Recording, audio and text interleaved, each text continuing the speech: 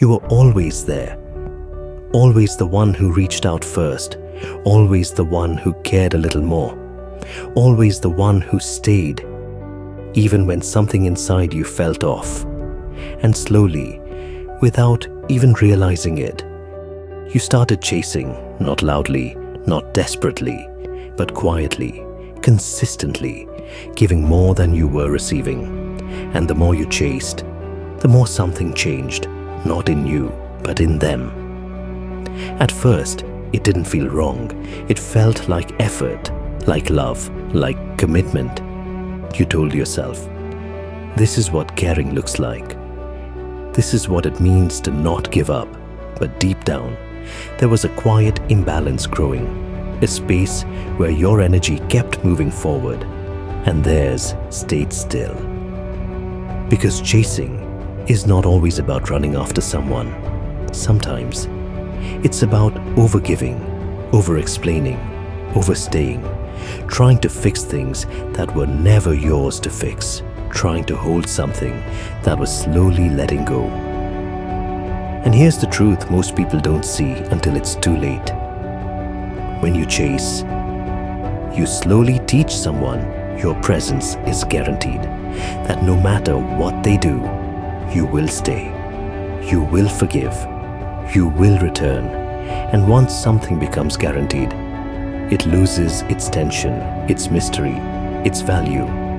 Human nature is strange. People don't always value what is easily available. Not because they are bad, but because familiarity reduces intensity. And intensity is what makes people feel alive.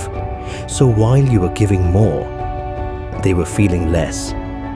Not intentionally, not consciously, but gradually. You became predictable, safe, certain, and in a world where people are unconsciously drawn to uncertainty, that certainty made you invisible. Not because you lacked worth, but because your worth was no longer questioned. And this is where something shifts, quietly, dangerously. They stop putting in effort. Not all at once, but slowly. Replies take longer. Energy feels different. Conversations lose depth. And you feel it. You feel the distance growing. But instead of stepping back, you move closer. You try harder. You chase more. Because losing them feels heavier than losing yourself. And that is where the imbalance becomes complete. One person moving forward, the other standing still. But then, something happens. You get tired. Not physically, but emotionally. Tired of giving without receiving. Tired of trying without clarity. Tired of feeling like you're the only one holding something together. And in that exhaustion, you do something unexpected, something powerful, something rare. You stop chasing, not out of anger, not out of revenge, but out of realization. You step back, you go quiet, you remove your energy, and suddenly, everything changes. At first, they don't notice, because they are used to your presence, used to your effort, used to you filling the silence. But silence has a way of revealing absence. And slowly, they begin to feel it. The messages that don't come, the attention that disappears, the energy that once surrounded them, now gone. And at first it feels like freedom, space, control. But then, that space becomes unfamiliar, because something is missing. They check their phone more often. They notice the silence. They feel the shift.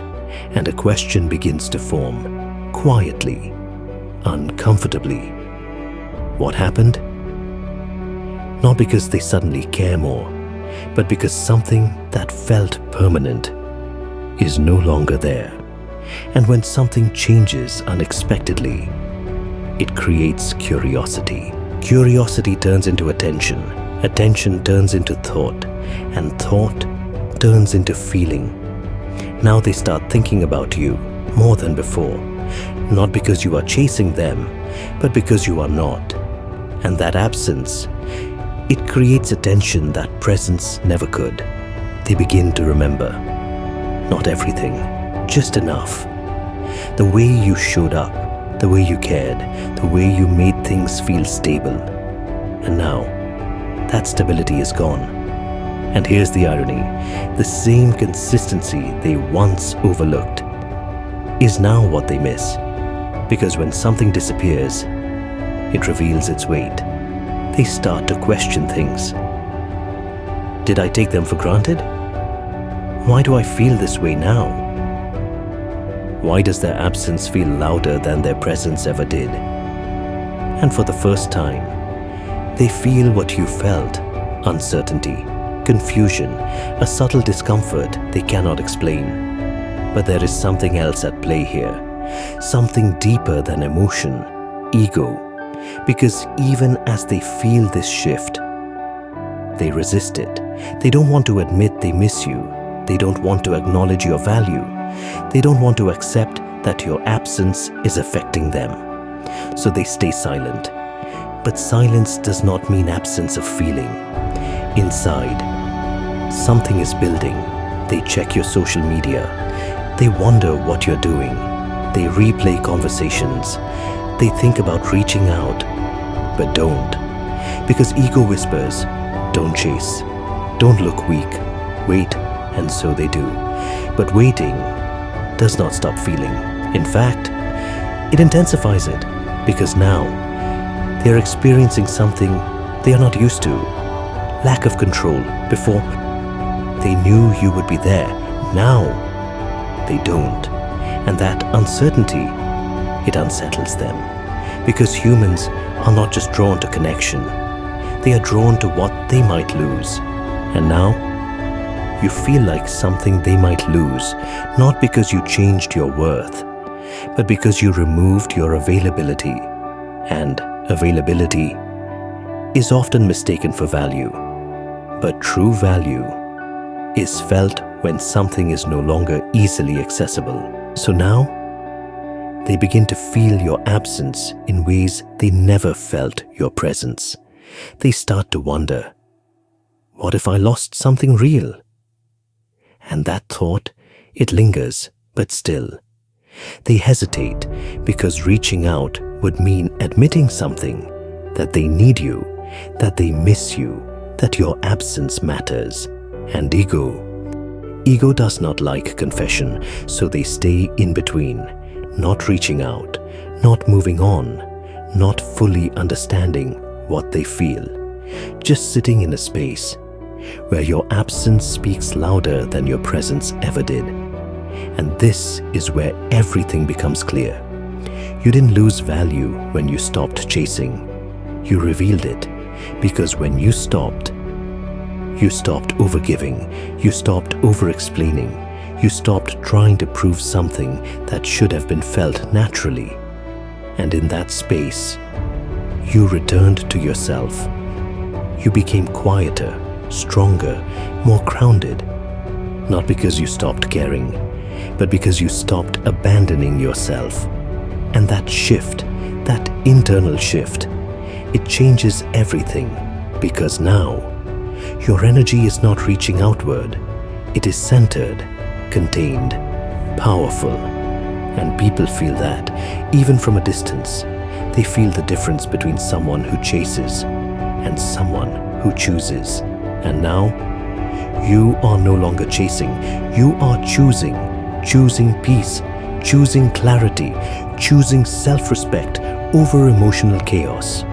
And that choice, it creates a different kind of presence, one that is not loud, not demanding, but undeniable. And this is the part most people don't talk about. When you stop chasing, you don't just change how they see you, you change how you see yourself. You stop measuring your worth by someone else's attention. You stop waiting for validation. You stop needing someone to choose you to feel valuable. And in that moment, you become something rare, someone who is complete on their own. And that kind of energy, it cannot be ignored, even by the person who once overlooked you. So now, they sit with it, your absence, your silence, your change, and they feel something they never expected. The realization that you were never the one lacking. You were just the one who cared more. And now, you don't. Not in the same way. And that difference, that distance, that silence, it speaks louder than anything you ever said. Because sometimes, the most powerful thing you can do is stop. Stop chasing, stop explaining, stop proving, and let silence do what effort never could. Reveal everything. So now I want to ask you something. Have you ever been the one who kept chasing until you finally stopped? And when you did you notice how everything changed? Comment below.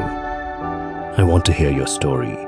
And if this made you see things differently, don't forget to like, comment, and subscribe to Silent Ego.